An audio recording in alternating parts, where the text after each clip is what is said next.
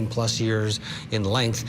Philip Dubé still with us. Anything stand out here? She seems to really be trying to connect with the interviewer, thinking that might get her out. Oh, please, I hear nothing but perfidy and insincere tears, okay? Did you hear what she said? She says, I wrote this down, I feel like this is the end of a nightmare. In other words, tears of joy. Yay, it's finally over. He got his comeuppance. I can move on with my life. I can go to Miami. I can be with the kids and not ever have to look back. I don't have to pay a family law attorney $700 an hour anymore to litigate custody. It's all over. Yay. You know, that's what I'm hearing, you know? And then, of course, she doesn't shut up. And you would think as an attorney, she would have the presence of mind at a minimum to stay silent or lawyer up.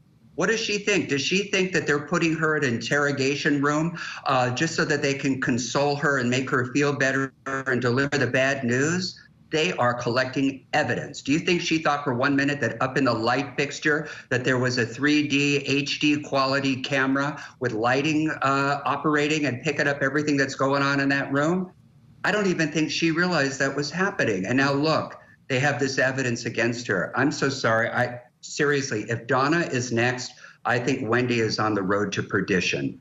Yeah, and one has to wonder about Harvey as well. But the thing that, you know, you think about Charlie's trial, Catherine McBenois was a big deal there. And Catherine McBenois had at least one conversation with Donna alone on a beach. There's a connection that's close between Catherine, if she's going to be the big witness again with Donna's trial. They don't have that with Wendy. What is missing? Because common sense says, well, why isn't Wendy being rounded up as well? What, from your perspective here, is possibly missing? And are they waiting for Donna and then maybe Wendy's next? I think what's missing is the digital evidence trail. If you remember, Ted, what prompted this whole investigation and what led everybody to Sigfredo and Luis was that their cell phones pinged off a tower right near Dan Markel's house. And they followed those pings from Tallahassee all the way to Miami, and they saw that those phones had made that trek twice.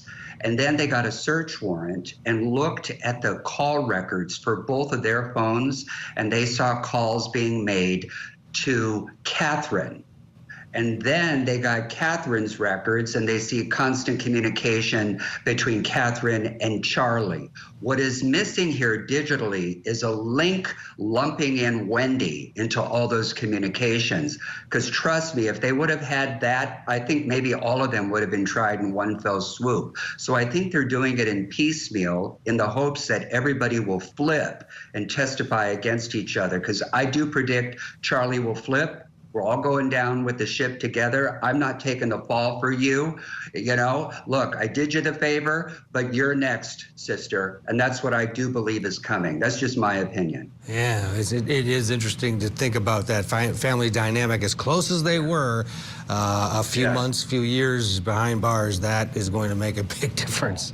Of course. Do you remember, I don't know if you reported on this one, Ted, back in 08 or 09 out of Florida, Dahlia DiPolito. Do you remember her? Oh, yeah. She solicited a hitman to kill her husband. Remember that? It was an undercover cop. And then when they delivered the bad news that your husband was dead, she put on these insincere fake crocodile tears, and all along she orchestrated the whole thing. She's still in prison. Yeah, she is. She said it was just part of a reality show. That was that was a great case.